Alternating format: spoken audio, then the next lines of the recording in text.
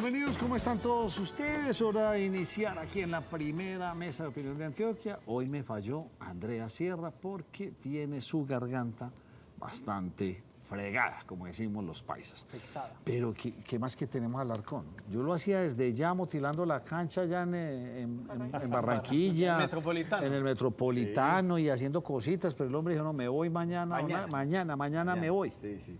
Lástima que usted no pueda transmitir en directo desde allá porque hoy no lo cogen ni lo cascan. Ah, bueno, transmitir en directo no se puede, pero No, sí hacer un no, hubiera cubrimiento, mostrado el Nacho. bolsito aquí. ¿A qué hora el partido? El partido es a las... Uy, Nacho, espera, yo le reviso que no lo tengo la hora puntual, pero sobre las 4 de la tarde aproximadamente. Imagina aquí a las 5 iniciando. Venga, miren aquí, ya les vamos a mostrar el gol. Y gol. Primicia nos cogió la noche. No, eso no se puede tampoco. Lo echan a este pobre. Lo echan en el No otro. queda ni en el otro recuerdo. lado. ¿Cómo Seis le en va? punto, Nacho, 6 en Muy punto bien, el partido. Nacho, con mucha información. ¿Está seguro? Por supuesto, Nacho. Ah, bueno. María Andrea Botero, ¿usted qué? Muy bien, Nacho. Sí, ¿está con mucha energía o no? Sí, Nacho, para contar noticias. Contar noticias. Oiga, les iba a contar en dónde estuve este fin de semana, pero ya la voy a encontrar aquí la encuentro. Estuve en el Banco de Hábitat Bosque de Niebla, el Globo, en Támesis. Qué maravilla que haya todavía tanta gente comprometida con el medio ambiente, con la naturaleza, con las especies. Tienen cámaras escondidas de esas, no sé cómo... Cámaras trampa. Uno ve a las ositas con sus ositos jugando, porque detectan cuando pues, es un elemento como extraño. Los ocelotes, en fin, hay una cantidad que uno dice, todavía existe eso, los venados. Hermosísimo. Me alegra mucho que tantas personas, y sobre todo muchas personas desde lo privado, están haciéndole estas apuestas a ecosistemas para tratar de recuperarlos, que vuelvan a quedar, pues digamos, en ese nivel de hace 500 o 1000 años, cuando esto era como debía ser. Felicitaciones a esto, estuve allá, bastante bonito, se siente uno en la nada. Tranquilo, Y me imagino la paz y la tranquilidad. tranquilidad, Es tal Nacho. vez una de las cosas que a uno más lo impacta, el silencio. Y se recarga. El silencio, por Dios. Pero bueno, qué hermosa nuestra naturaleza. No tantos árboles, tantas cosas, todo lo que es de nosotros es demasiado bonito. Bueno, no sabía una cosa, el siete cueros, ¿ustedes saben cuál es el siete cueros? ¿Sí o no? Un árbol. Queso. ¿Ah? Un árbol. No, un árbol. Es un árbol. Sí, es un árbol de florecitas pequeñitas, moraditas, pensando en lilas, comida. blancas, de muchas florecitas. Ya le cambiaron el nombre, ya le dicen la flor, el árbol de la flor andina. Sí. Pero no sabía que uno lo ve que es como un arbustico, José. Y le doy la bienvenida, ya enseguida lo doy paso a usted para que me haga el comentario que me hizo esta mañana. Pero resulta que no. Unos árboles de este tamaño, José, y yo no sabía que eran súper apetecidos por la minería. Y estos los habían casi que acabado, esa variedad que crece grande. Lo mismo los magnolios. Qué espectáculo. Tendremos que seguir trabajando y ojalá que desde lo público le pongan mucha atención a estos lugares que están haciendo un esfuerzo muy grande por conservar toda nuestra fauna y naturaleza. Don José Gil me hizo una pregunta, me hizo un comentario esta mañana, elocuente doctor Alarcón y a María Sí. Andrea Duber, que me dejó impactado. ¿Y eso? ¿Qué fue lo que lo sorprendió a usted del DF? Nacho, Y darle la bienvenida, qué bueno que volvió. Órale, mi cuate, ¿cómo quieres que muchas gracias, pues dilo, cómo Nacho, quieres que te salude? Muchas gracias para ustedes. Felicitaciones a don José, que está de cumpleaños. Ah, sí, señor. Hombre, José, Y gracias. Nacho, no sabe, me dejó gratamente impresionado Ciudad de México, sobre todo Que ya no se llama Ciudad de México. DF. ¿No? Ya no es DF. Ya, que ¿cómo dijo se llama, María esta Andrea? mañana? Ciudad Sí. de México, sino que, digamos, las letras con las que se Ya no destaca es es DF. CDMX. Exacto, CDMX. Ya le han De, cambiado. DF era Distrito Federal. Sí. DF. Sí, porque México es federado. Ajá. Pero, ¿sabe? Me sorprendió que en esa ciudad de 26 millones de habitantes, que me la imaginaba mucho más caótica de lo que en realidad es, porque no la vi como tal, la vi muy organizada, la vi limpia y ahí me impresionó a dónde hemos llegado en la ciudad de Medellín, porque el olor de la ciudad, la limpieza de la ciudad, es más, no vi casi mendigos, me impresionó eso en una ciudad que me la imaginaba muy distinta. Más caótica. Es más, no la vi tan contaminada. Claro que preguntando me contaban que allá no hay un pico y placa, sino como hoy no circula, y es para los vehículos que tienen más de 8 años. Los vehículos que tienen más de 8 años no pueden circular un día en la semana y un sábado en el mes. Ah, Eh, qué bueno que aprendían aquí esas cosas, ¿no? 26 sí, años. pero bueno, no, una ciudad bastante Y bonita. una ciudad que tiene organizada. problemas medioambientales muy duros, pues es Pero reconocida ya, por eso, sí. ya no los tiene tanto, Nacho, porque la gran industria salió. Entonces sacaron la gran industria de la ciudad y sacaron los vehículos viejos. Y bueno, entonces eso no es tanto.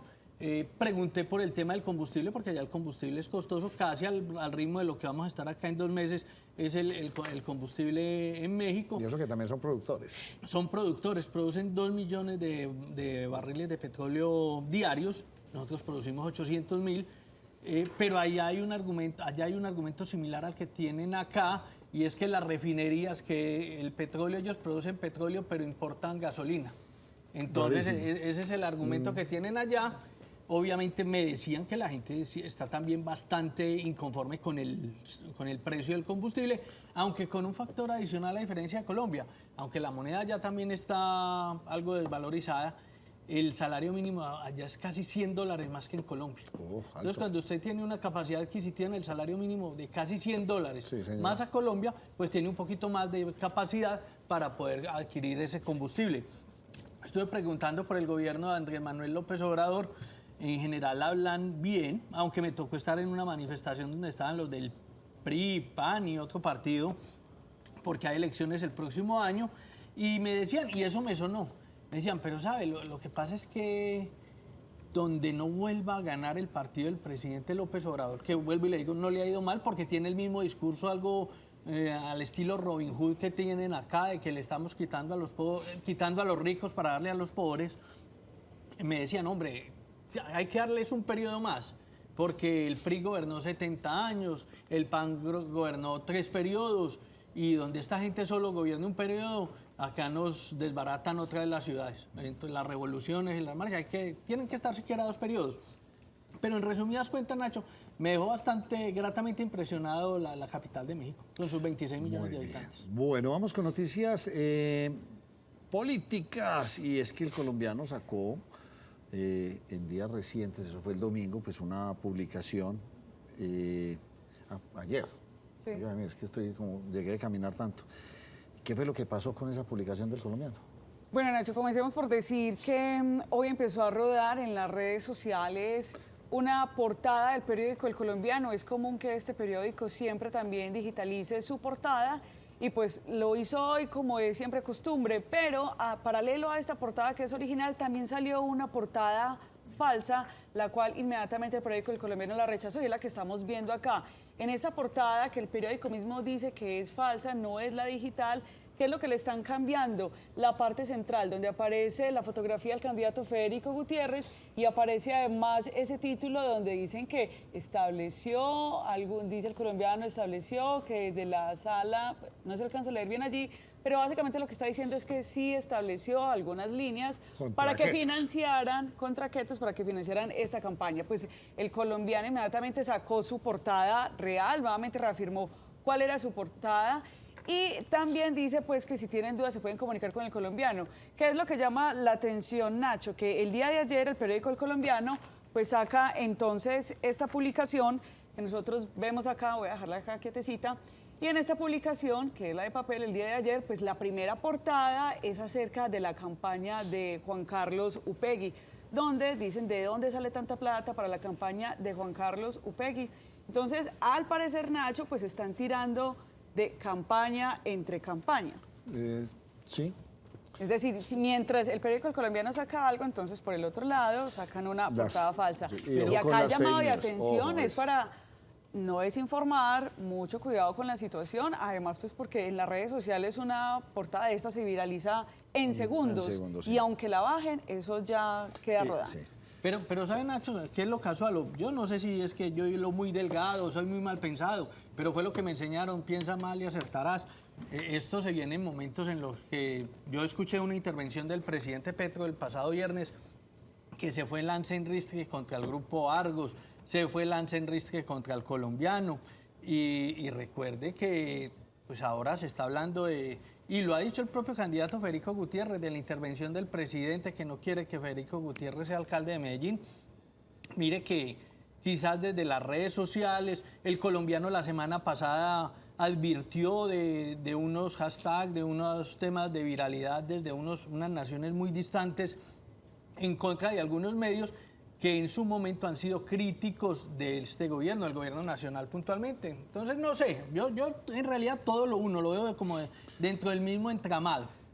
Pues en esa línea, Nacho, el candidato Federico Gutiérrez reaccionó, por supuesto, a esta portada falsa y escribió a través de su red social X el siguiente mensaje. Todavía se puede seguir diciendo Twitter, de hecho. Sí, lo que cambió fue el logo. Sí, lo que cambió fue el logo, pero no el nombre. Y dice, adivinen quién hace estas portadas falsas. Todo lo de ellos es una mentira tras otra, pero no dice quiénes ellos. Están haciendo las campañas sucias a la alcaldía de Medellín. Y demás es lo que dice ahí, por eso cita también la portada original y la falsa. Y entre otras, el candidato Upegui pues, va a ir a la fiscalía. Nacho, ¿cómo le parece? Pues va a cumplir una cita el próximo 15 de septiembre. A ver, el candidato Juan Carlos Upegui la semana pasada había citado una rueda de prensa donde estaba denunciando que le estaban bajando algunos balconeros, algunas vallas, alguna publicidad y que también en diferentes barrios de Medellín estaban siendo cooptados la comunidad, donde él manifestaba que a través de combos estaban exigiéndole a la comunidad que votara por el candidato Federico Gutiérrez. Durante esta rueda de prensa, Juan Carlos Upegui mencionó otros datos. Dijo que el candidato Federico Gutiérrez, en el momento que fue alcalde de Medellín, pues tuvo nexos con la antes llamada Oficina de Envigado, también habló de Hidroituango y demás. Por esta situación, el candidato Federico Gutiérrez denunció ante la Fiscalía por injuria y calumnia a Juan Carlos Upegui y deberá entonces cumplir una cita el próximo 15 de septiembre. Estas son las palabras exactas que dijo Juan Carlos Upegui. Federico, el candidato Uribe, pretendiendo usar la Fiscalía para callarnos, me ha demandado por decir lo siguiente, que cito textualmente. Fico es el peor alcalde que ha tenido Medellín. Gobernó con la oficina, protegió a los contratistas corruptos de Hidroituango, aumentó el desempleo, los hurtos y los homicidios. Si vuelve a la ciudad, retrocedemos 20 años. Ante estas decisiones, asistiré a la citación el 15 de este mes a reafirmarme, porque estoy convencido y la ciudad debe también conocer la verdad. Bueno, se seguirá moviendo la cosa política bastante fuerte por estos días. Esto es solamente el anticipo. Hablemos del Partido Verde y hablemos de Cambio Radical. Es que la semana pasada, cuando el candidato Daniel Duque y también concejal de Medellín había advertido que se bajaba de su aspiración a la alcaldía, pues varios aspirantes al Consejo de Medellín por el partido de Alianza Verde, incluso uno de los concejales, el señor Jaime Cuartas, enviaron una carta a la Dirección Nacional del partido para que les permitieran apoyar al candidato Juan Carlos Upegui. Pues bien, también se conoció otra carta, y es la carta de dos representantes a la Cámara que también le escriben al partido Alianza Verde, a la Dirección Nacional, y le dicen, no, nosotros no queremos apoyar al candidato Juan Carlos Upegui, ni a ninguno de los candidatos que pueda representar a Daniel Quintero. Lo que quieren estos dos representantes a la Cámara, y le estoy hablando del señor Elkin Ospina y también del candidato Camilo, se me va el nombre en este momento, ya le busco el apellido. El señor Camilo Londoño, le están pidiendo al Partido Alianza Verde apoyemos al candidato Rodolfo Correa a la alcaldía de Medellín. Se espera que hoy se adelante entonces una reunión en horas de la noche para poder tomar una decisión. Esto le convendría bastante bien al candidato Rodolfo Correa. Un apoyo de estos. Y vámonos con Luis Pérez. Pero Nacho, ese es como el Partido Liberal. El partido está más dividido. Tiene muchas facciones, sí, y el Partido Conservador también. Y el Partido Conservador también Sí, está ya dividido. están muy fuertes. Todos. Sí. Y vámonos con Luis Pérez. En este momento, en uno de los auditorios de la Plaza Mayorista, el candidato Luis Pérez Gutiérrez a la gobernación de Antioquia está recibiendo el aval o el apoyo, no el aval, el apoyo a su candidatura. Y es el apoyo de todo el partido Cambio Radical. Mire, el director o la cabeza, el líder a nivel nacional, el señor Germán Vargas Lleras, no alcanzó a llegar, pero goza con todo su apoyo. Está también un exalcalde de Bello, está el señor Mauricio Parodi, que es representante de la Cámara por Antioquia, está la concejal de Medellín, Natalie Vélez, que son los que están arropando en este momento a Luis Pérez Gutiérrez. Esto también, Nacho, es un gran caudal, o como diríamos nosotros, una gran maquinaria política que va a irrigar muchísima fuerza en las subregiones del departamento. Muy bien, hoy no se pierdan después de nuestra emisión de Nos Cogió la Noche, Foros Cosmovisión, donde está María Andrea y Duber. Hoy iniciamos con el municipio de Caldas. Así que no se desconecten, terminamos nuestra emisión a las 9:30 de la noche y quédense conectados, bastante interesante este modelo que estamos planteando por la democracia en nuestro programa. Queremos aportar a eso y no solamente quedarnos en Medellín, vamos a tener a varios aspirantes a alcaldías de varios municipios, no solamente del área metropolitana. Así que la invitación, Duber, usted la tiene y es para quién. Nacho, sí, tenemos la convocatoria que abrimos en este momento para que los candidatos de El Retiro y Marinilla pues nos escriban un correo a foroscosmovisión@gmail.com manifestándonos su deseo de participar en los foros que estamos preparando. Nosotros les devolvemos ese correo con la fecha y todas las instrucciones de cuándo sería el foro y los requisitos que deben tener, por supuesto para que nos acompañen, dándole a conocer a todos los habitantes del Retiro y de Marinilla sus propuestas. Don Duber, ¿qué pasó con el metro? Que Nacho, ya hay una que- recompensa sí, grande de señor. 10 milloncitos. Sí, señor, miren, nuevamente, pues hace mucho tiempo no lo veíamos. 2 personas, al parecer un colombiano y un venezolano, rayaron nuevamente un vagón del metro. Ah, pero le hicieron el grafiti. Bastante, ¿Y Nacho. dónde lo hicieron? Y de acuerdo a lo que dicen las autoridades, este graffiti lo hicieron en cuestión de 5 minutos. No Le cuesta a uno creer que 2 personas en 5 minutos le callen de esta ¿Qué manera. autoridades dijeron eso? Pues las autoridades de ¿Del Medellín, metro? policía. Ah, policía, no, el no. Oiga, mismo pero metro. entonces no entre puede la ser, estación pero si Cali lo y hacen entre Tricentenario, 5 o ¿cómo? 6, sí, pero Sí. 2 lo veo muy difícil. Nacho, mire, esto ocurrió el sábado pasada la noche, ya entrada la noche, cuando el metro no estaba como muy ocupado, presionaron el botón rojo para detener el sistema, abrieron la puerta, descendieron y pintaron el vagón. O sea, Inmediatamente, delante de todo el mundo. Sí, inmediatamente pues el vagón logró llegar a la estación Tricentenario, hicieron bajar a todas las personas que iban allí, por supuesto llevarse Y sigue moviéndose el vagón así pintado, para Sí, que la pero gente es- vea el daño. Pues es que eso hay que mostrarlo. Sí, señor. Para que la gente, porque ahora hay que decir el letrerito ahí, que pintar. No, Nacho, se pues alcanza a ver. si yo no veo, si con gafas no veo, y ahora sin gafas menos, y esa letra. Bueno. Pero Nacho, mire, para que escuchemos el subcomandante de la policía, perdón, el subcomandante de Secretaría de Seguridad de Medellín hablando de la recompensa. Ya existen las denuncias por la cual las autoridades inician el proceso de individualización, judicialización y captura. Es así que la Policía Nacional inicia un plan de búsquedas y desde la Secretaría de Seguridad decirles que apoyamos con todos los medios tecnológicos y que dentro del plan de recompensas está estipulado este tipo de actividades delincuenciales, vandálicas, un plan de recompensas que ofrece hasta 10 millones de pesos para las personas que nos ayuden a individualizar, ubicar a estos 2 sujetos.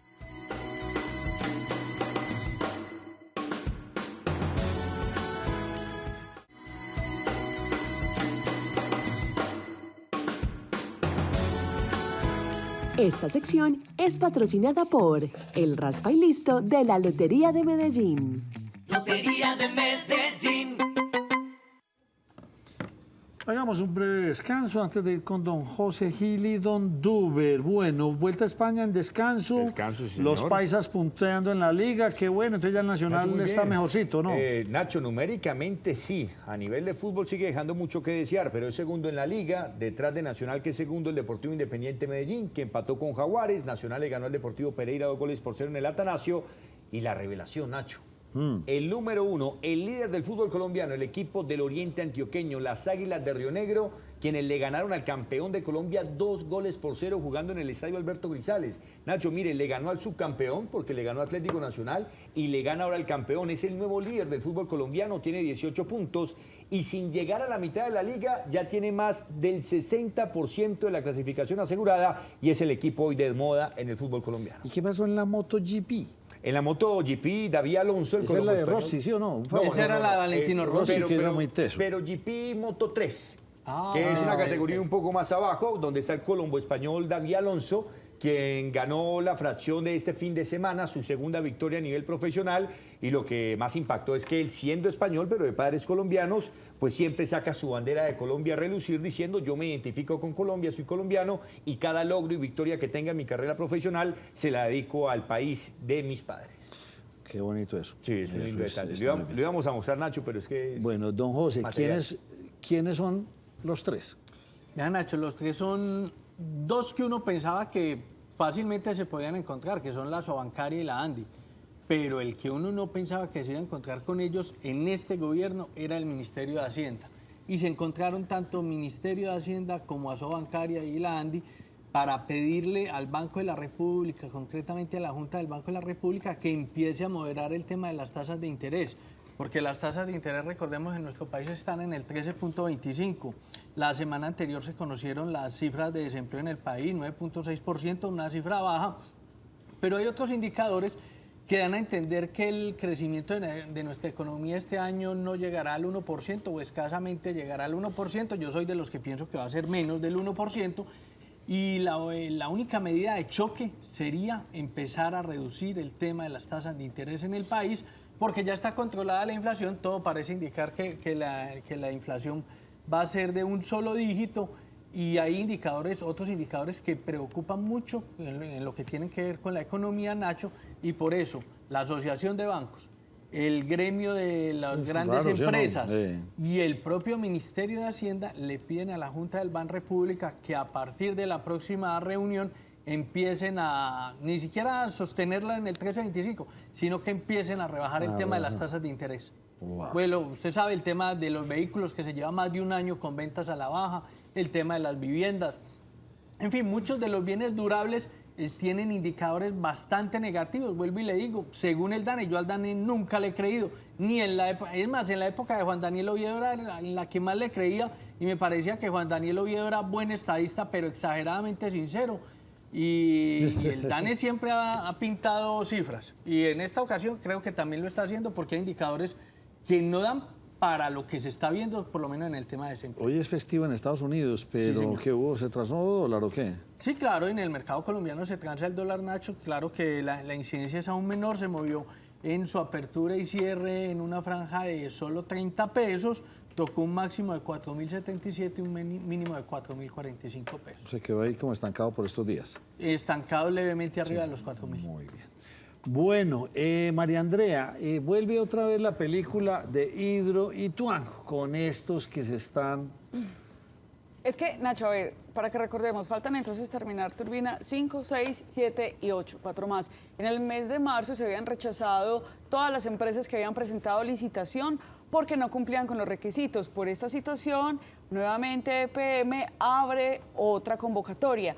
De las empresas que se presentaron, se descartó la propuesta de una empresa italiana y también de otra empresa china. ¿Quiénes quedaron entonces? Pues los mismos que fueron rechazados en el mes de marzo. Fíjese usted, es el consorcio colombo-chino que está conformado por Yellow Rivers y por Shader Camargo. Ese consorcio lo llaman CIS o CYS. ¿Qué queda entonces en este momento? Que nuevamente EPM pueda revisar si cumple con todas las condiciones. Hay que recordar, fue rechazado en el mes de marzo porque una de las empresas que hace parte de ese consorcio no cumplía con la experiencia que debe acreditar para construir esta mega obra. La intención es que si le dan esta licitación al consorcio, pues pueda valer, Nacho, o se entregue esta propuesta por 1.12 billones de pesos. Y eso es buena platica, señorita, muy buena platica. Bueno, don Dúez, llegó la hora que no nos gusta. ¿Por dónde quiero arrancar? Nacho. Tengo doble homicidio, alias Manolo. Si quiere, empecemos por la noticia de alias Manolo, del señor Ismael Darío Lopera Tangarife. Recordemos que alias Manolo pues, fue esta persona señalada de abusar sexualmente contra 14 menores y allí haber producido pues, también actos abusivos en un jardín de el comienzo del barrio Santa Cruz de la ciudad de Medellín. En hechos ocurridos ya hace varios años, el señor Ismael pues permanecía recluido, Nacho, en la cárcel y pues durante el fin de semana fue hallado sin vida en su celda. De acuerdo al más reciente informe entregado por el Instituto Nacional de Medicina Legal, no se evidenció ningún tipo de trauma ni tampoco ningún otro hecho de violencia que hubiera presentado su cuerpo como para decir que fue asesinado. El señor Ismael Darío Lopera al parecer falleció de un infarto durante el fin de semana. Estaba a pocos días, Nacho, de que se le dictara una sentencia precisamente por el tema de los abusos sexuales allí en este jardín de Buen Comienzo. Y bueno, así termina esta dolorosa historia de los menores abusados presuntamente por esta persona. Lamentable. En otro caso, Nacho, en otros hechos, hablar de 6 muertes violentas que se presentaron durante el fin de semana en la ciudad de Medellín y el Valle de Aburrá. Fue un fin de semana pues bastante violento. Dicen las autoridades que muchos de estos casos son personas que perdieron la vida por intolerancia, por hechos de riña. Uno de estos casos, Nacho, hay que anotar, fue una persona que al parecer pues tuvo una discusión con un hombre que le estaba reclamando un dinero y debido a esto pues se produce la riña, recibe un impacto y lamentablemente fallece. Y por ahí derecho, Nacho, una noticia que surge hace algunos minutos. ¿Recuerda usted el caso que le conté la semana pasada de un hombre que asesinó a su esposa? Sí. Esa ¿Que le echaron? Exactamente, había quedado gravemente lesionado y hace algunos minutos esta persona falleció en un centro asistencial.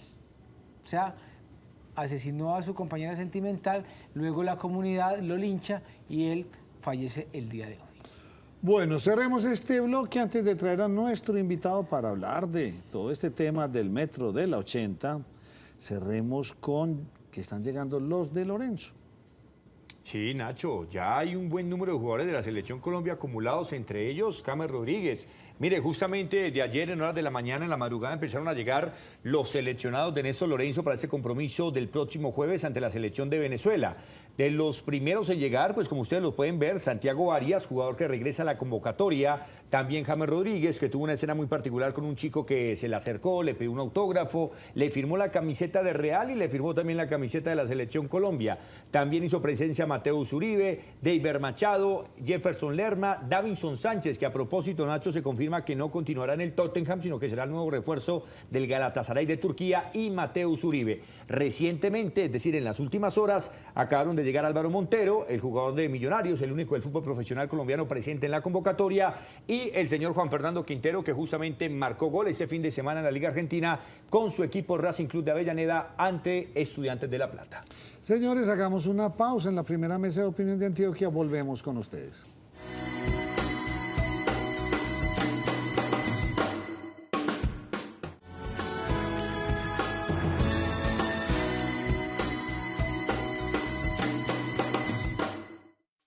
Llegó Raspa y Listo de la Lotería de Medellín. Los juegos con los que raspas y ganas de una. Cómpralos ya desde 2.000 pesos. 1 de cada 3 tiquetes está premiado con Raspa y Listo de la Lotería de Medellín. Cambia tu suerte al instante.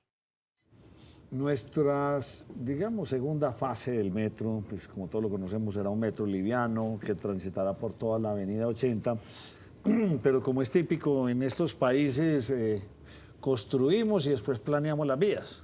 Entonces después hay que salir a comprar, a hacer todo eso, y eso es algo habitual en nuestro país, lo que hace que todo sea, las obras se vuelvan absolutamente onerosas. Hoy tenemos al abogado Alberto Grisales, con él vamos a hablar sobre eso, sobre los predios de la 80, en qué va todo esto, cuántos son y qué se requiere. Abogado, bienvenido, ¿cómo está usted? Muy bien, muchas gracias Nacho y muchas gracias a todos por la invitación. María Andrea, pónganla en contexto y arranque usted. La semana pasada, Nacho, perdón, hace 2 semanas estábamos conversando acá acerca de cómo iban las obras del metro de la 80. Y estábamos hablando incluso con el gerente de proyectos estratégicos de Medellín, donde él decía que la venta, la compra de estos predios, es decir, básicamente locales comerciales o viviendas, pues iba avanzando bien y que muchos de estos predios incluso estaban siendo avaluados por la lonja. Eso fue por una denuncia de Paulina Guinaga que estuvimos hablando. Sí, que estuvimos hablando acerca de eso. Sí, señora. Ahora bien, pero ¿qué pasa del otro lado con las personas que son propietarias? Y por eso está con nosotros el abogado Alberto Grisales, quien pertenece o representa a la Mesa de Articulación Interinstitucional Comunitaria, porque, Nacho, las personas están inconformes debido a que advierten que realmente estos predios valen mucho más por lo que la Alcaldía de Medellín espera comprarlos. Por lo tanto, esto sería, como dice José, una expropiación. Los van a expropiar. Abogado, ¿cuál es el contexto de los propietarios de esas viviendas? Bueno, el proceso constructivo del metro del 80 pues se tiene estimado que va a afectar a más de 1.200 predios en todo el corredor del 80, que va desde la Guacatala hasta Caribe.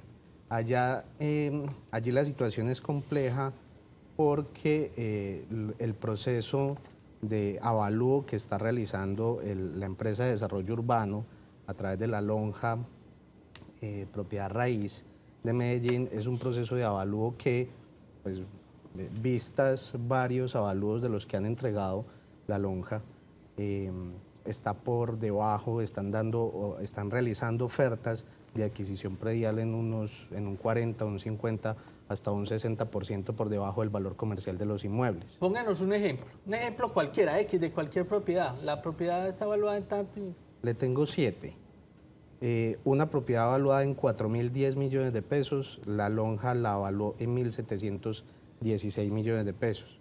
Otra evaluada en 243 millones de pesos, la lonja la evaluó en 156 millones. Otra evaluada en 874 millones de pesos, la lonja la evaluó en 443 millones de pesos. ¿Por qué esa diferencia? Perdóneme, ¿por qué esa diferencia tan grande sabiendo que la lonja pues definitivamente tiene mucha experiencia en este sentido y es de toda la vida? Yo creo que hay explicación para esto en dos asuntos. Uno que tiene que ver con la aplicación de las metodologías de avalúos que están relacionadas o que son dictadas por el Instituto Geográfico Agustín Codazzi. Digamos que hay unas diferencias en la técnica de aplicación de esas metodologías de avalúos respecto de otra corporación, otro gremio evaluador que está acompañando este proceso por parte de los afectados. Y el otro asunto que nosotros, o que hemos planteado que es importante, es que hay un asunto, este proceso de construcción de obras de infraestructura y de proyectos de interés público y social tiene un punto de partida, que es el decreto de anuncio de proyecto. El decreto de anuncio de proyecto es el mecanismo a través del cual se estabiliza, de alguna manera es el mecanismo para estabilizar el precio de la tierra y genera la obligación para todos los evaluadores de realizar el descuento del mayor valor ganado por el anuncio de proyecto. ¿Qué sucede? Es que ¿Es como una plusvalía o qué? Es correcto. Es hacer el descuento de manera anticipada de esa plusvalía. ¿Cuál es el problema acá? El problema es que el decreto de anuncio de proyecto del Metro del 80 es del 2016 y la gestión predial empezó en el 2022. Eso quiere decir que hay un descuento, efectivamente, con ocasión del anuncio de proyecto, pero también hay unos descuentos que están relacionados con el incremento normal de los precios del mercado de los bienes y el precio de la tierra en la ciudad. Entonces, en ese orden de ideas, pues hay, digamos, unas diferencias. Respecto de la técnica de aplicación de los avalúos, es que el municipio de Medellín, como avalúos de referencia para el anuncio de proyecto, utilizó el decreto de zonas geoeconómicas homogéneas. Pero a la hora de aplicar los indicadores o los índices para poder establecer el valor de los predios, la lonja no está usando los decretos de zonas geoeconómicas homogéneas, sino que está usando un indicador construido por la misma lonja, cuando ya está establecido que el mecanismo a usar son las zonas geoeconómicas homogéneas. Entonces, en ese orden de ideas, es ahí donde se produce la diferencia sustancial entre avalúos de uno y otro. ¿Y qué hacer en ese escenario donde un avalúo es de 4.200 para el primer ejemplo, el otro es de 1.700, para saber que el avalúo real debe ser el de 4.200 y no el de 1.700? Ahí es donde donde entramos nosotros como abogados, porque no soy yo solo el abogado exclusivo pues de todos los afectados del metro, que hay muchas personas que tienen otros abogados. Yo estoy representando solamente a algunos de esos propietarios. Pues es donde entramos nosotros. Ya lo que hacemos es reclamar ante la jurisdicción del contencioso administrativo para que un juez de la República se pronuncie sobre el valor de los avalúos. Pero aquí tenemos un problema grande en este proceso de construcción, que es parte de lo que hablamos esta mañana, incluso en una reunión con algunos representantes a la Cámara y senadores que tuvimos en el proceso, y es que el acto que se puede demandar ante el contencioso administrativo es la expropiación por vía administrativa. Y aquí hay que entender dos cosas que es muy importante de cara a este proceso y sobre todo al éxito que relacionaba el gerente de proyectos estratégicos del distrito. Pues porque el distrito, como se espera, pues se está anunciando que el proceso de gestión y de negociación predial va muy bien, pero ese proceso de gestión y negociación predial va bien es porque las personas no quieren llegar hasta la expropiación. Hay dos normas que hablan sobre el procedimiento de expropiación. Una es la Ley 388 de 1997 y otra que modificó la Ley 9 de 1989 y otra es la Ley 1682 del 2013.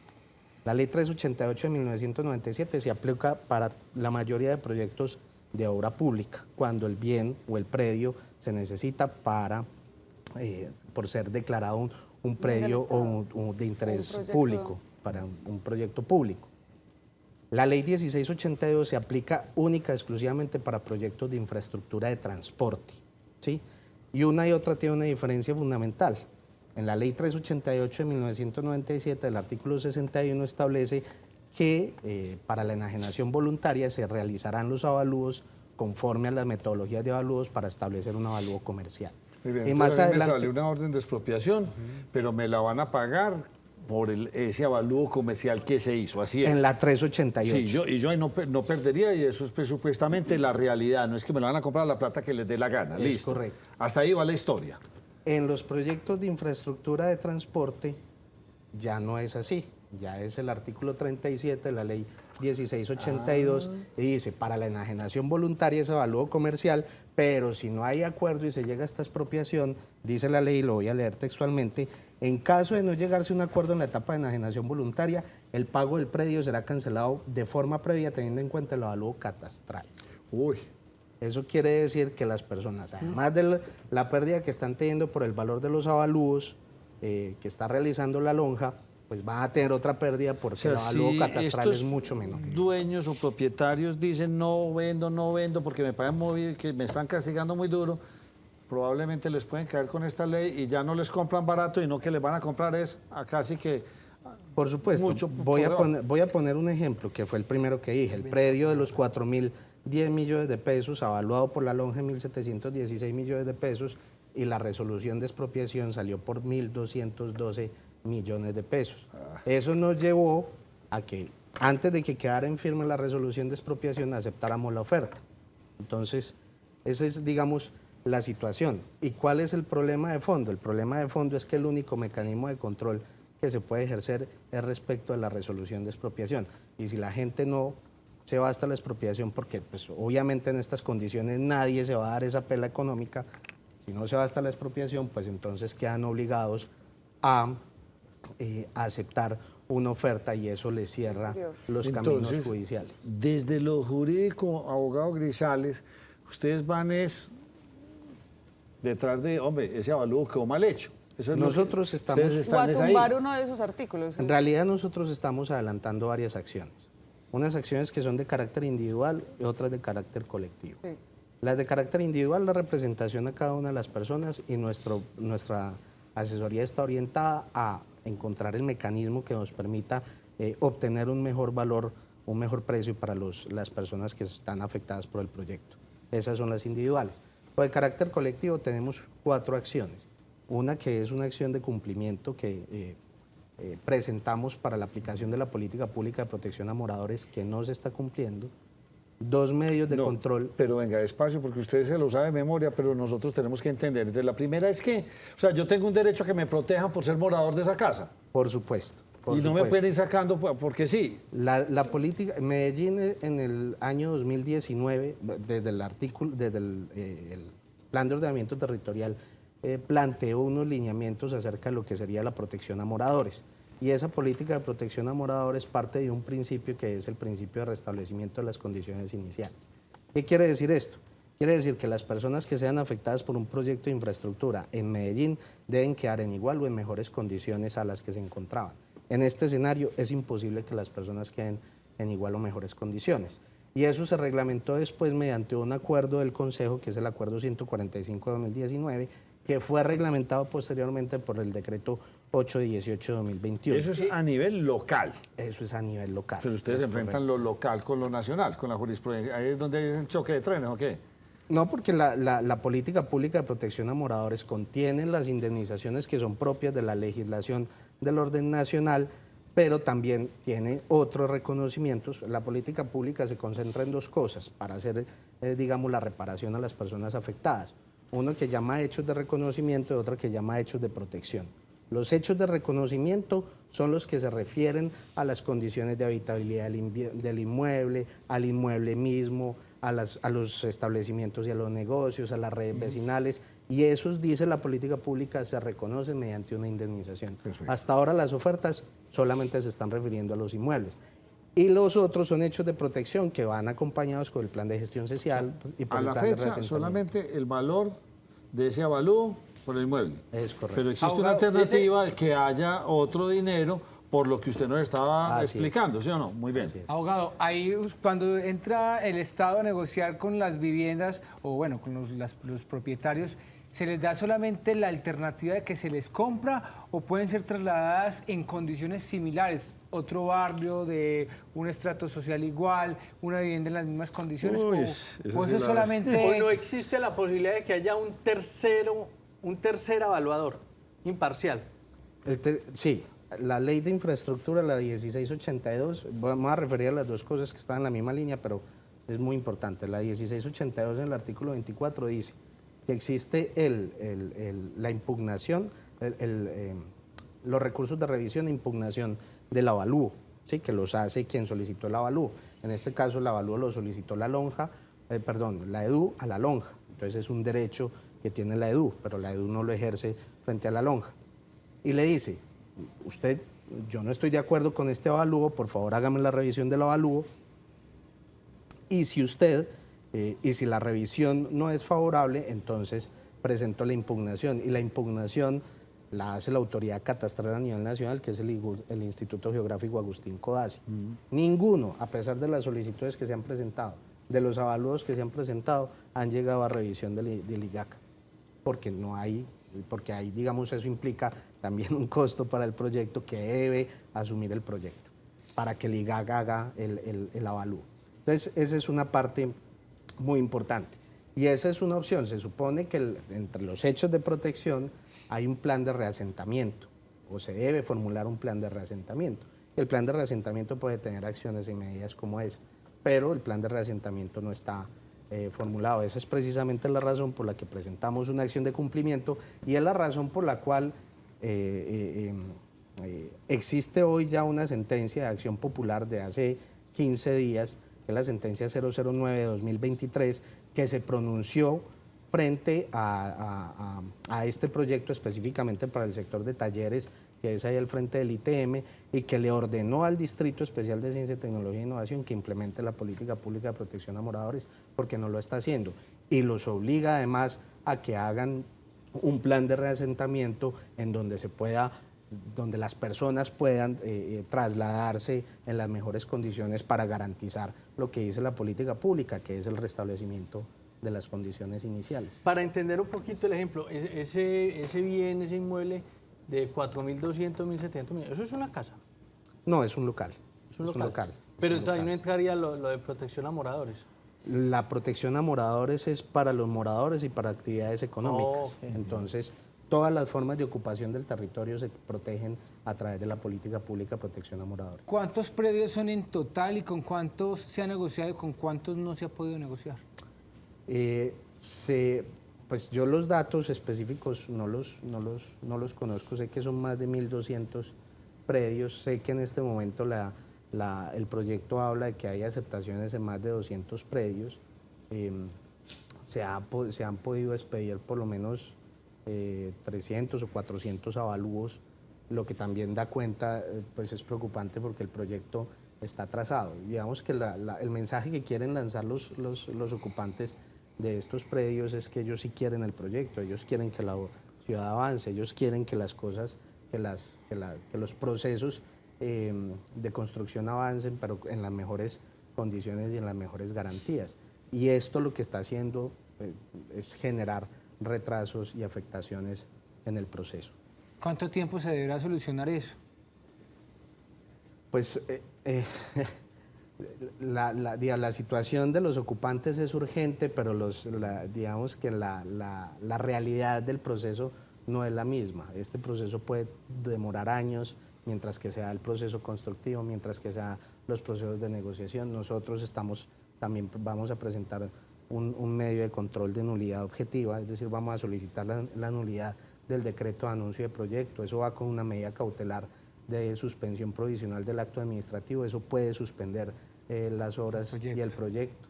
Digamos que nosotros queremos que el proyecto avance, pero en las mejores condiciones, y hoy, como lo estamos viendo, no está Pues en las María mejores Andrea, no condiciones. estuvo tan equivocada la candidata Paulina Claro. Guinaga, porque esto ya debe estar transfiriéndose a la caja del proyecto. Ella hablaba más o menos de... Y esto va a hacer que incluso el proyecto pueda costar más, Nacho. Sí, claro, claro. Va a costar más. Va a costar No, más. va a costar mucho más. En este momento ya hay O sea, que tenga ya hay sobrecosto. unas estimaciones de 500.000 millones de pesos Entonces- de lo que podría ser los sobrecostos del proyecto, sobre todo con los resultados de la sentencia 009 para el caso de Talleres, porque en esa sentencia hay unas órdenes muy específicas al distrito en donde le están diciendo tome las medidas pertinentes para garantizar que las personas queden en las mejores condiciones.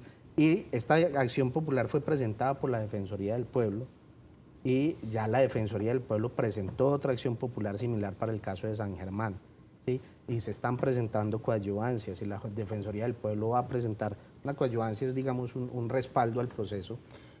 Pero yo le hago una pregunta, pero siendo que esta es una obra de esa magnitud tan grande y que va a beneficiar a tantas personas, ¿será que eso prima sobre lo otro? Porque usted no está hablando, es casi que de frenar en este momento todo el proceso, hasta que se llegue a un acuerdo, pues ya digamos mejor. Mira, todo esto tiene fundamento en la Constitución. La Constitución Política de Colombia protege la propiedad privada y plantea que la propiedad privada tiene una función social. La función social de la propiedad privada precisamente se ve en estos proyectos. Pero Colombia se ha adherido a los pactos internacionales que protegen los derechos de las personas para este tipo de proyectos, y en esos pactos internacionales se parte de la idea de que se dan los proyectos de infraestructura pero sin desplazamiento por el desarrollo, y que esos proyectos de infraestructura sin desplazamiento por el desarrollo deben estar acompañados por una indemnización justa, plena y anterior al desarrollo del proyecto. ¿Cuántos son, Hot-Dover? 1.200. 1.200 predios. O sea, es que eso es un negocio que no se hace tan fácil. O sea, son 1.200 predios, pero son más matrículas inmobiliarias, porque sobre un predio pueden haber varias O matrículas. sea, es que no, yo pienso en unos números como tan raros. Yo digo que se logre solucionar una por día. Son 1.200 días de trabajo. Y eso me ponga los pues, laborales, ¿sí o no? Porque eso, o sea, no creo pues que entonces toda esta cuadra se mete ya, o será que eso se puede lograr en bloque. Yo la verdad no lo creo, porque cada proceso, cada proyecto cada inmueble tiene sus particularidades. Hay unas situaciones especiales también, por ejemplo, respecto de niños, de protección a adultos mayores, respecto de unas protección a unas poblaciones vulnerables que también deben estar acompañadas o deben estar verificadas en el proyecto.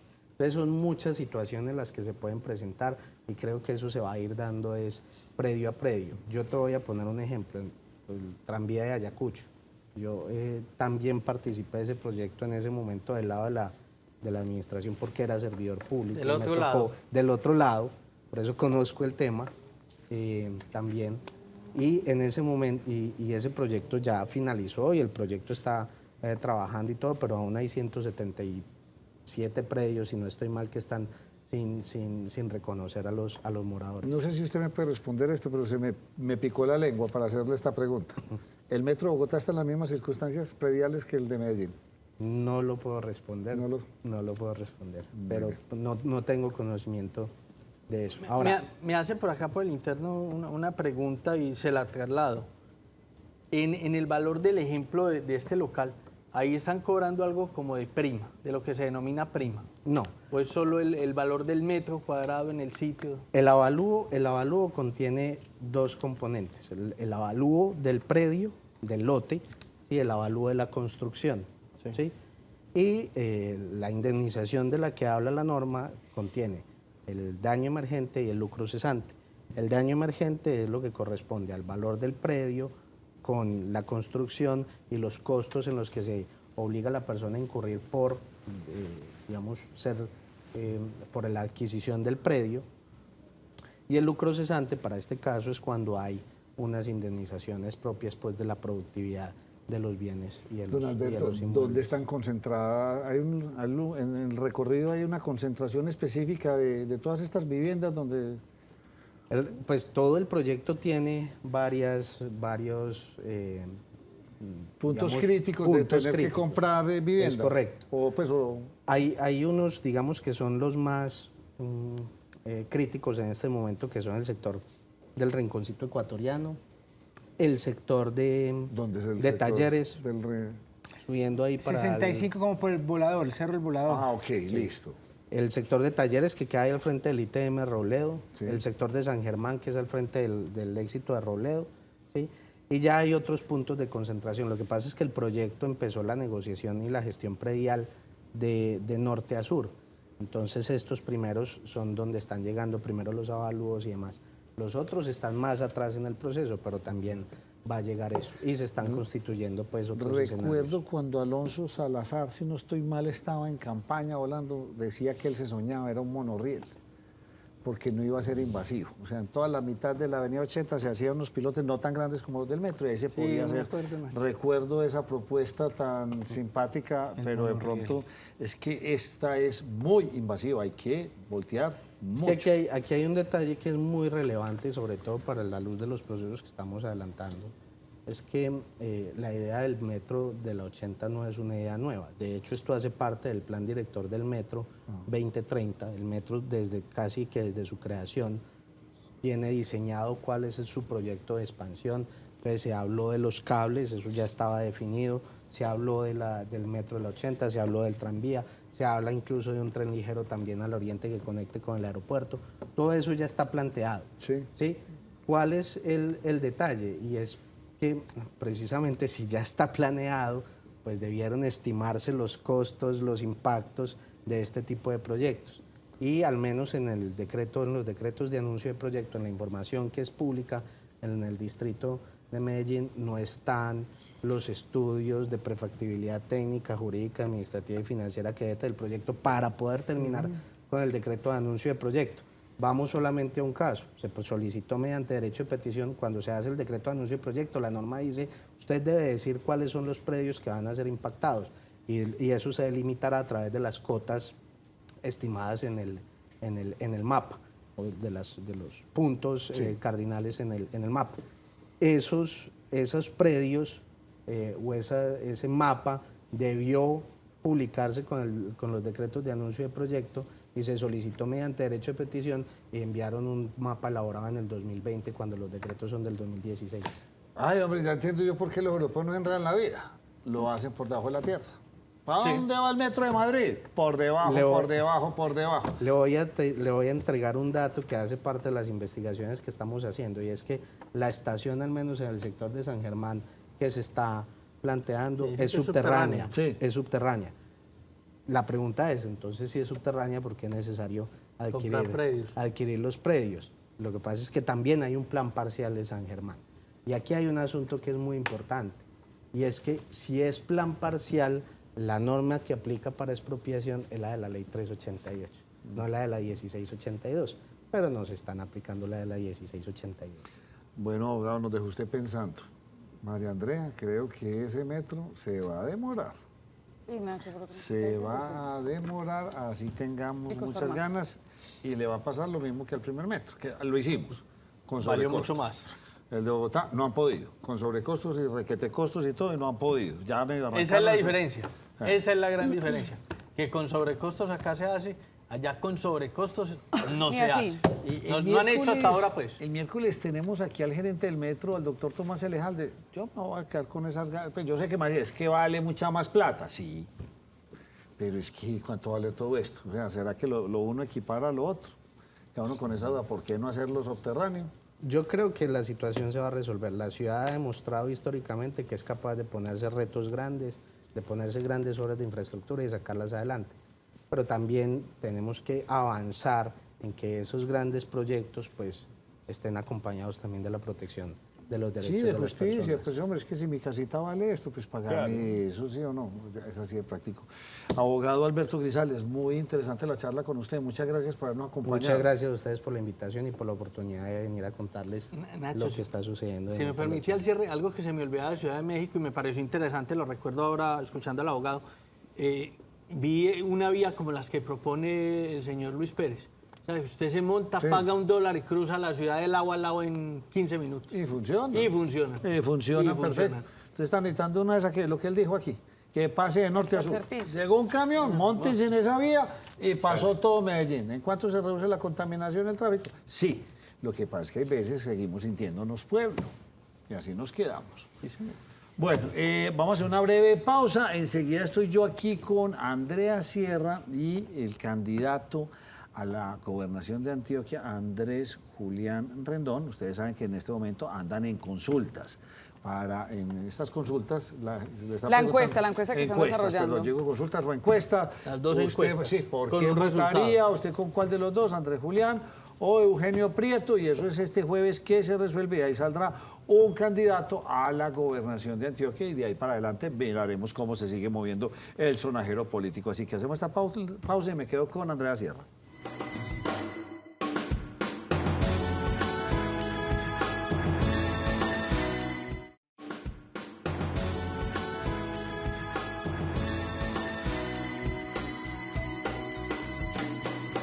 Muy bien, y continuamos aquí con la primera mesa de opinión de Antioquia. Y como siempre les decimos, estamos en pro de la democracia y queremos que ustedes conozcan los diferentes candidatos. Es importantísimo saber para dónde vamos. Y tal vez una de las cosas que más me llama a mí la atención es nuestro departamento, que Antioquia siga siendo grande, pujante y que sigamos para adelante en todo el sentido de la palabra. Y uno de nuestros candidatos, el doctor Andrés Julián Rendón, está en esas, en cuenta regresiva, porque esta semana están haciendo sondeos para que optemos por una de esas dos ofertas, el doctor Andrés Julián o el doctor Eugenio Prieto. Hoy le toca el turno al candidato Andrés Julián, a quien le doy una muy cordial bienvenida.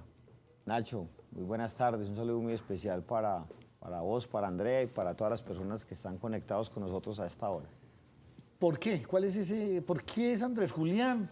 ¿Y cuál es esa gran oferta que nos tiene usted a los antioqueños? Bueno, Nacho, yo he dicho que nosotros no tendríamos por qué estar muy alejados en el ejercicio del gobierno de resolverle 3 dolores a Antioquia, que son el dolor de la inseguridad, el dolor del hambre y el dolor de cuidar y de proteger a nuestras mujeres, de darles oportunidades a las mujeres. Pero eso no quiere decir que paralelamente, mientras nos concentramos en atacar esos dolores, aliviarlos, necesitamos resolver lo importante.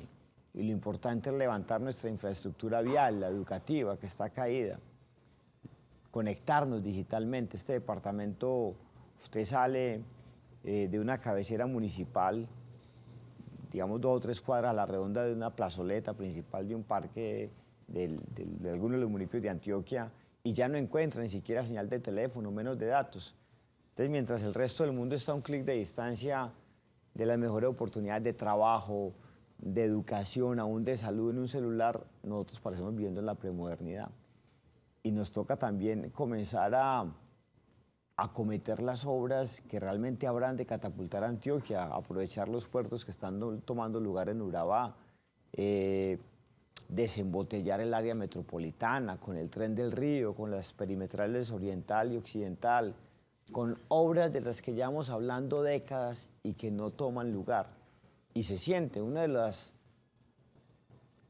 diferencias más grandes que debe tener un líder y una persona que gobierna es anticiparse a los hechos, porque muchas obras hay que hacerlas aún cuando a los ojos de muchos parecen innecesarias, porque cuando ya realmente necesitamos comenzar a utilizarlas, ya no somos capaces de hacerlas. Entonces, Nacho, eso es lo que yo ofrezco, una capacidad de ejecución, de anticiparnos a los desafíos del futuro, concretarlos, dejarlos listos y resolver lo social y resolver los problemas que hay alrededor de la inseguridad. Este fin de semana estuve por allá en el suroeste y vine sorprendido con 2 cosas y le quiero preguntar frente a lo que usted acaba de decir. ¿Cómo pasar, y lo hemos escuchado muchas veces, muchas propuestas, de ser productores de X cantidad de productos a ser transformadores? Porque en la transformación es donde realmente está el valor agregado, donde podríamos poner a todas estas mujeres, cabezas de familia, a producir más. ¿Cómo trascender de sembrar ochuas para vender ochuas? O de sembrar aguacate para vender guacamole. O sea, ¿cómo lograr que realmente nos metamos? Es que es lo que hacen los gringos, la cultura de la transformación, del valor agregado. Claro. Ricardo Hosman, que es un venezolano que se ha dedicado a estudiar los temas de desarrollo económico en la Universidad de Harvard, dice que mientras un país o una sociedad produzca muchas cosas con alguna mediana complejidad agregada, son los países que más desarrollo generan, que más riqueza y más empleos de calidad pueden generar. Entonces, escuchando tu pregunta, Nacho, nosotros tenemos que, de verdad, tener una agenda productiva que no se quede en el discurso de la campaña, sino que logre concretarse en el ejercicio del gobierno. Y entonces, hombre, si aquí tenemos una vocación agroexportadora, tenemos que potenciarla, primero con bienes públicos rurales. Nosotros necesitamos, es que hablamos mucho del agro, pero se nos olvida que el agro lo primero que necesita es seguridad. Sí. Lo segundo es vías, que son los bienes públicos rurales. Y algunos sitios en Antioquia que son perfectamente mecanizables, tractorables, necesitan distritos de riego, obras de drenaje. Aquí hay 28.000 kilómetros de vías, las únicas medio buenas son las 2.000 nacionales, pero hay 26.000 destruidos que están a cargo del departamento de los municipios. Hay que poner el foco allí, porque Perú y Chile redujeron la pobreza rural a la mitad solo pavimentando las vías terciarias. Y nosotros necesitamos en 3 subregiones, como el Urabá antioqueño, el Bajo Cauca, el Magdalena Medio, que son tierras fértiles para la producción de bienes del agro con vocación exportadora, que son tractorables, mecanizables, pensar en que aterricen otra suerte de bienes públicos, distritos de riego y obras de drenaje. Y de esa manera comenzar a atenuar incluso un problema de informalidad. En estos días me decía un ingeniero agrónomo, hombre, piense usted en los millones de ciudadanos que en Antioquia viven en los centros poblados urbanos de mal manera, en la informalidad, vendiendo tintos en una esquina, confites en la otra, jugos en la siguiente. ¿Cuántos empleos se podrían generar de buena calidad si realmente nosotros le apostáramos al agro?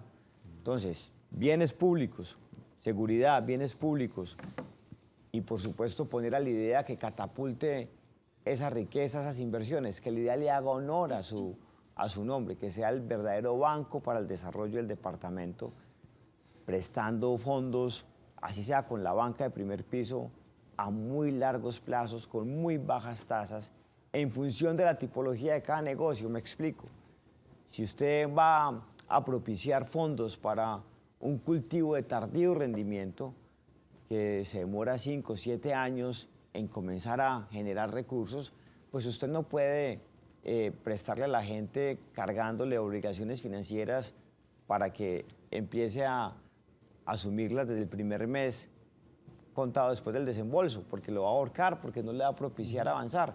Entonces nosotros tenemos que tener una verdadera agenda de desarrollo que no solo sea útil para conquistar un par de votos, sino también para el ejercicio del gobierno. Nacho, venga, antes de que haga esa pregunta, porque quiero correlacionarla. Y estamos hablando de bienes públicos rurales, Andrés hizo mucho énfasis en eso.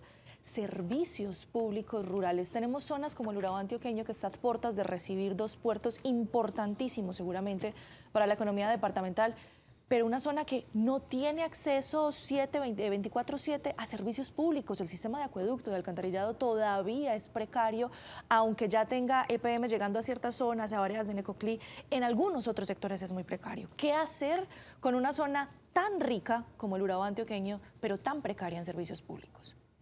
Qué buena pregunta, Andrea. Nos corresponde a nosotros, los antioqueños, pedirles a quienes tengan familiares en Medellín que nos ayuden votando por Federico, para que el gobierno nuestro coincida con el de Federico. Es que mi cariño por Federico nace porque él me ayudó a resolver un problema de servicios públicos que en Río Negro nos costaba $500 millones resolverlo, y él lo resolvió con EPM. Yo hace poquito le preguntaba que él por qué había sido tan generoso con Río Negro, y me decía, porque eso fue lo que debió haber hecho EPM hace años. Resolver el problema del oriente, el del Urabá, el del occidente de Antioquia, en lugar manifestado de él de irse a botar la plata a Antofagasta, Chile, a Centroamérica, como lo hicieron en el pasado en EPM, o en el presente como lo está haciendo ese alcalde con la FINIA o con la AAA.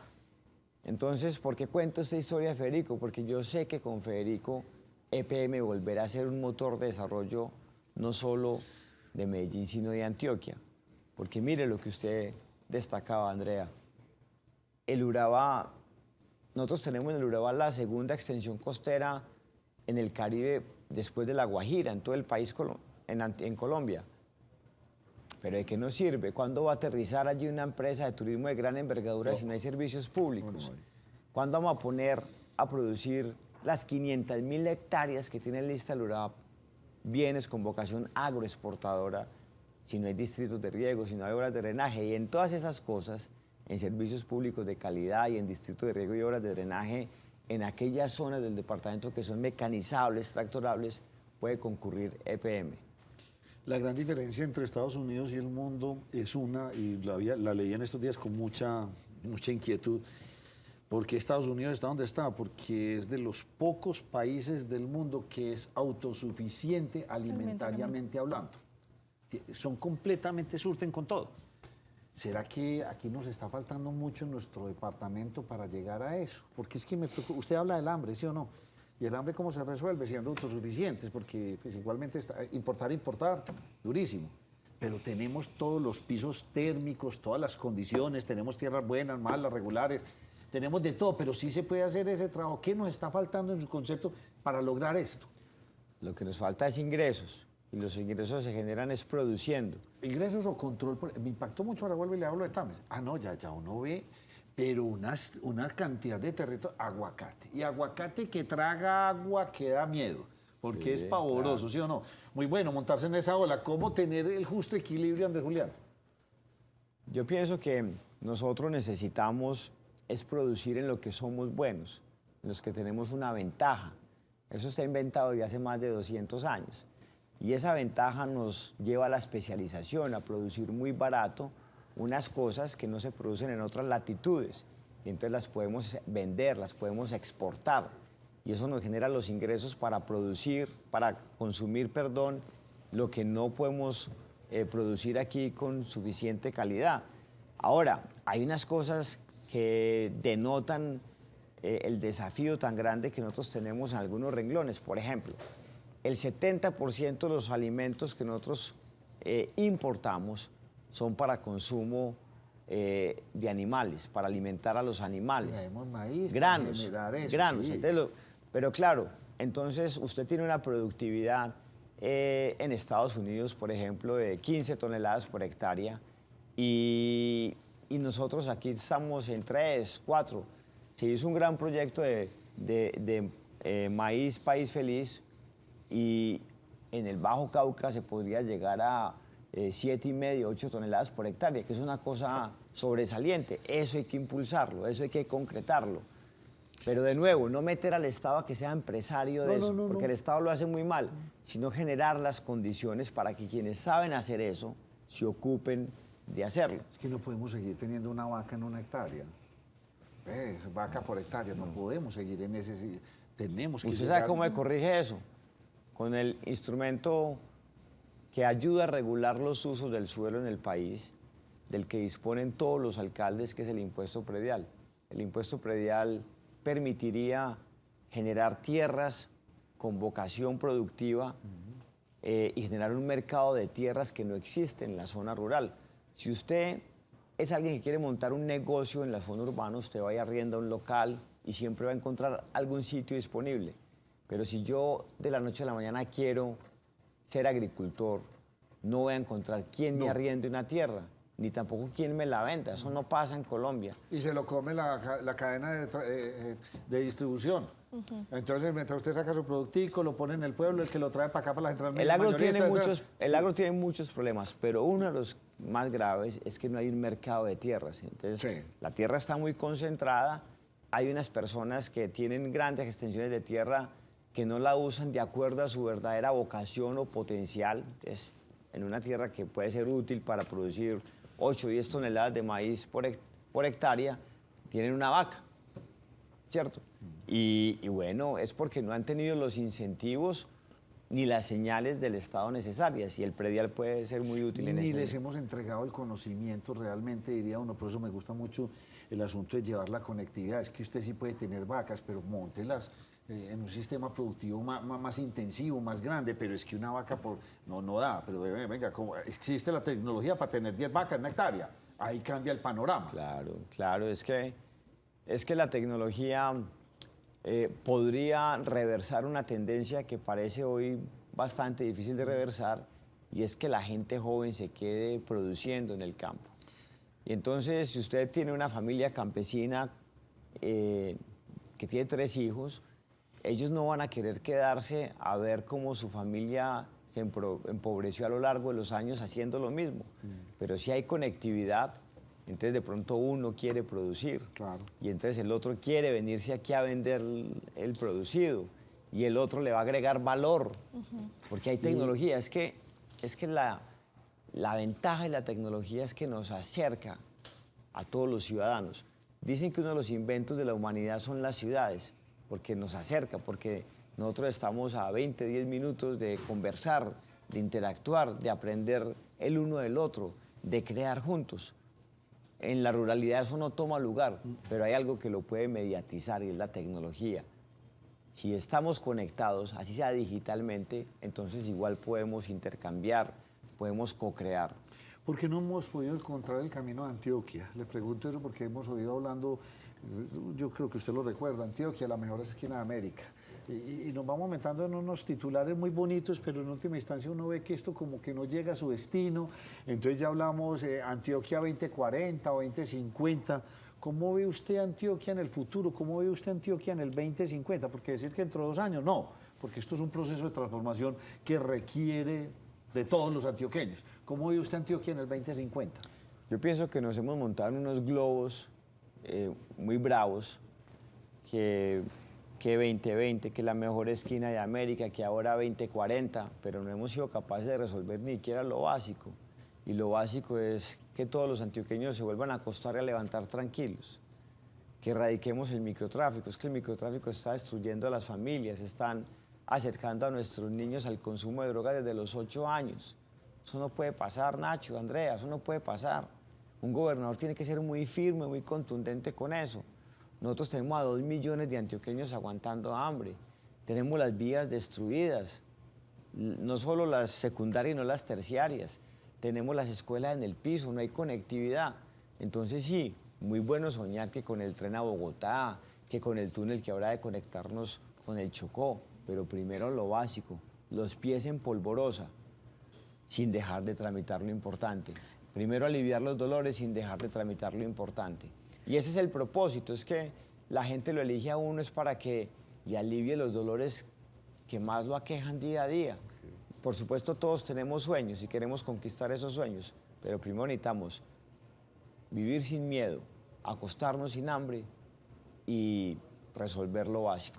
Andrés Julián, en esos dolores usted estaba enmarcando seguridad, hablaba del hambre, hablaba de las vías, habló que lo importante también era educación. Me voy a quedar en vías y seguridad, porque tenemos un problema muy grande en Antioquia también con la seguridad en las vías. Acá hemos entrevistado a representantes del gremio de los transportadores de carga y nos decían, tenemos problemas por los caminantes y tenemos problemas por los bloqueos. Llevar una carga se convirtió imposible, nos están atracando, nos están ultrajando y muchas veces estamos trabajando a pérdida por los mismos bloqueos que se nos presentan. ¿Cómo haría Andrés Julián como gobernador de Antioquia para solucionar esos problemas de seguridad en las vías del departamento?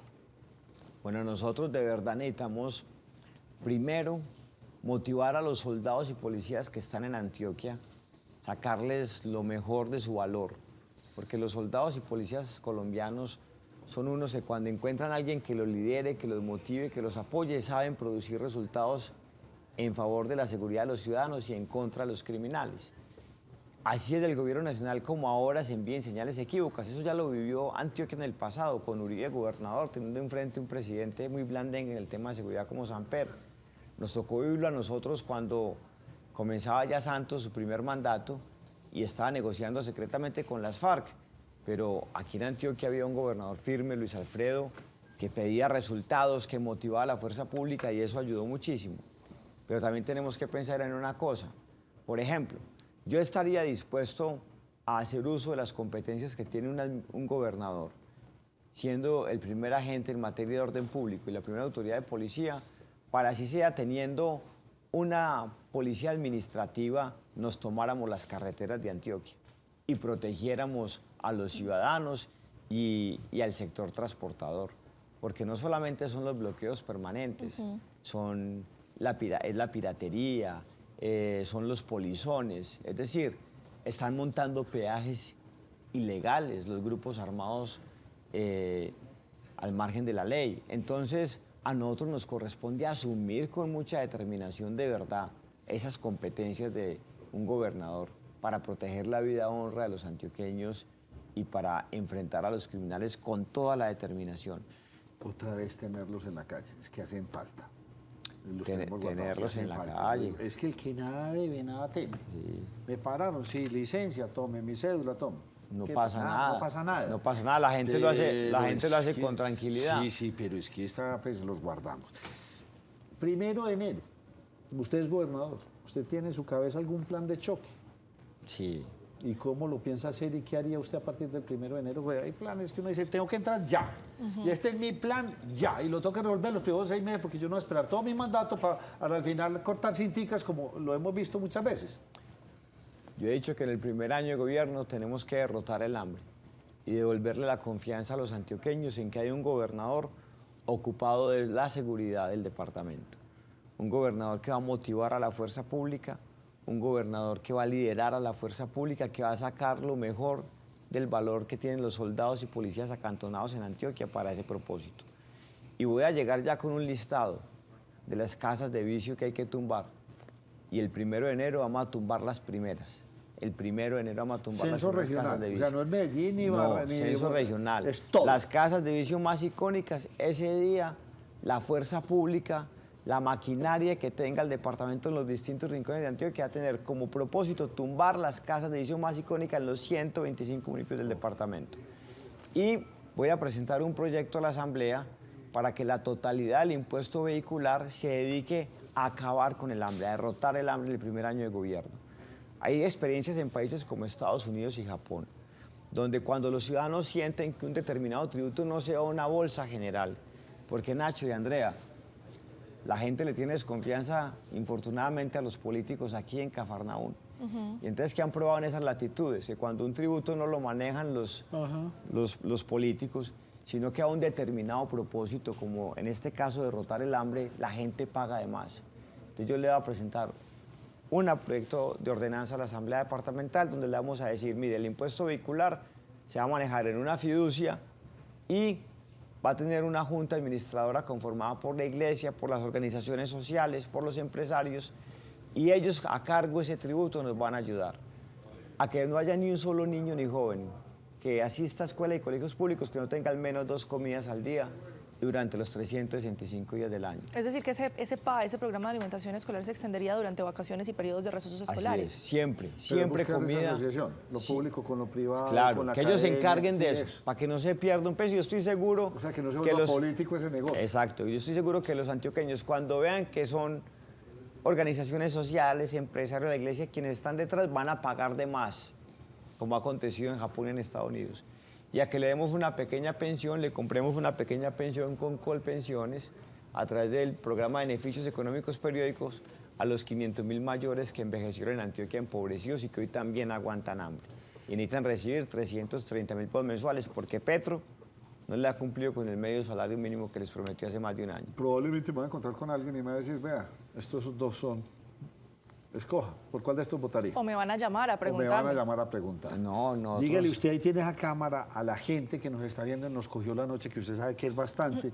¿Por qué si recibe una llamada esta semana, tiene que decir que es Andrés Julián Rendón? Antioqueño, nosotros necesitamos volver a acostarnos y a levantarnos tranquilos, derrotar a los violentos, respirarles en la yugular.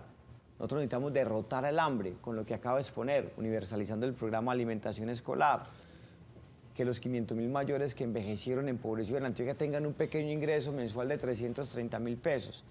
Necesitamos poner a las mujeres y a nuestros jóvenes en el centro de nuestras prioridades.